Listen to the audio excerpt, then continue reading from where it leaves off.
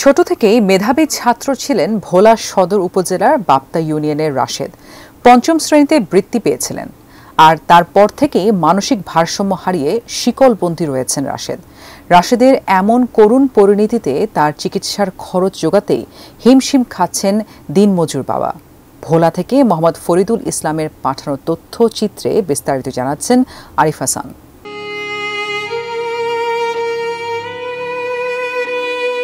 ভোলা সদর উপজেলার ধুনিয়া ইউনিয়নের বাসিন্দা মোহাম্মদ হারুন আহমেদের ছেলে রাশেদ ছোটবেলা থেকেই ছিলেন মেধাবী। ঢাকার সাভারের রাজফুলবাড়িয়া পানপাড়া সরকারি প্রাথমিক বিদ্যালয়ে পঞ্চম শ্রেণী পর্যন্ত ভালোভাবেই পড়াশোনা করছিলেন। পঞ্চম শ্রেণীতে বৃত্তি পাওয়ার পর হঠাৎ করে ধীরে ধীরে মানসিক ভারসাম্য হারাতে শুরু করেন রাশেদ।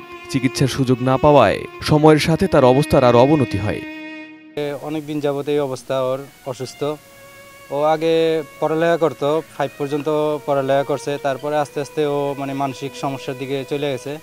তো এরপরে ওরে ঢাকা কয়েক জায়গায় মেডিকেলে নিছি চিকিৎসার জন্য। তো চিকিৎসা অতটা উন্নত হয় নাই, তারপরে পাবনা নিছি। পাবনা নেওয়ার পরে ওইখানে অনেকদিন ছিল, মাস 3 ছিল।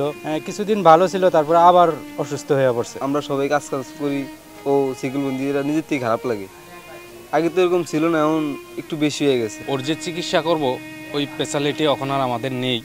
যদি কোনো দয়ালু ব্যক্তি ওর জন্য কিছু সাহায্য করত, তাহলে সরকার প্রতি যদি কোনো অনুমোদন আসতো, ওর জন্য চিকিৎসার কিছু দিত, তাহলে আমাদের জন্য খুব ভালো হতো। এলাকার মানুষও থাকতো না, খুবই মাইদুর ছেলে বুঝুন। শিকলবন্দি পরে তো শিকলবন্দি আটকাইছে, কিন্তু কয়েকজনের মাইদুর করছে। কোয়ালিটি সম্পন্ন আন্তর্জাতিক মানের still bar CSRM, committed for better still.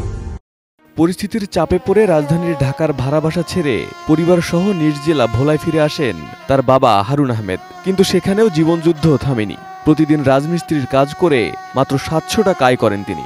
অথচ রাশেদের প্রতিদিনের ঔষধ ও চিকিৎসার খরচই প্রায় 1000 টাকা।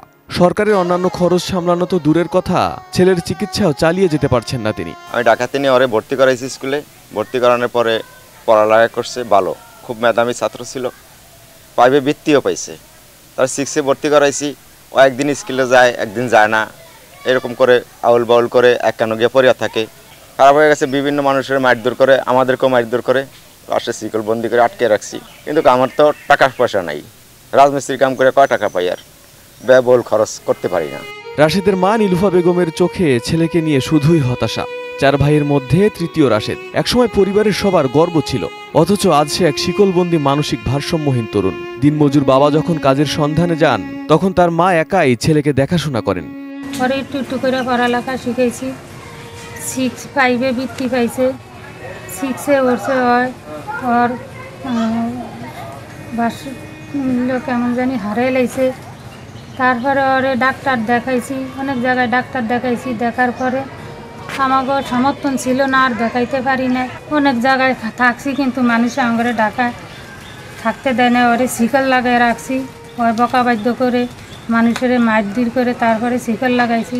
এখন এক জায়গায় একটা বিলের মাঝখানে আমরা একটা বাড়িতে আমাকে জায়গা দিছে। ওই বাড়িটাতে আমরা রাশেদকে নিয়ে শিকল আটকাই না, রাশেদে নিয়ে আমরা থাকি।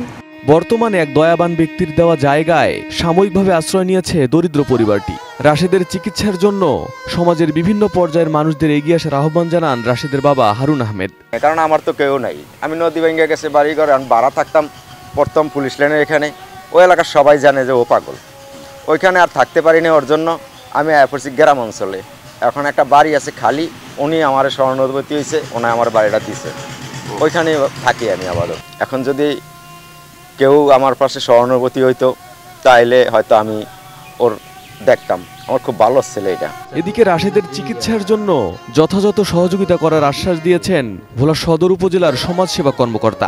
যেহেতু আমরা সমাজসেবা অধিদপ্তর সমাজের সর্বস্তরের মানুষের জন্যই কাজ করে থাকি, এতিম দুস্থ প্রতিবন্ধী যারা আছে তাদের জন্য কাজ করে থাকি। যেহেতু রাশেদের বিষয়টা সে বাসায় আটকানো থাকে, আমাদের জানা ছিল না, আমরা যেহেতু জেনেছি, আমরা তাকে অবশ্যই একটা সুবর্ণ নাগরিক অ্যাড করে দেবো এবং প্রতিবন্ধী ভাতার যে আওতা যেটা আছে সেটাকে আমরা সেটার মধ্যে তাকে অন্তর্ভুক্ত করব। এর বাইরেও সমাজসেবা অধিদপ্তর থেকে অন্য কোনো সুযোগ সুবিধা তাকে দেওয়া যায় কিনা, চিকিৎসা সহায়তা বা যে কোনো কিছুই হোক, আমরা আমাদের সর্বোচ্চ চেষ্টা করব। সময় মতো চিকিৎসা পেলে হয়তো আবারও স্বাভাবিক জীবনে ফিরে আসতে পারে রাশেদ, মুক্তি পেতে পারে শিকলবন্দি এই জীবন থেকে। Arif Hasan, ATN news.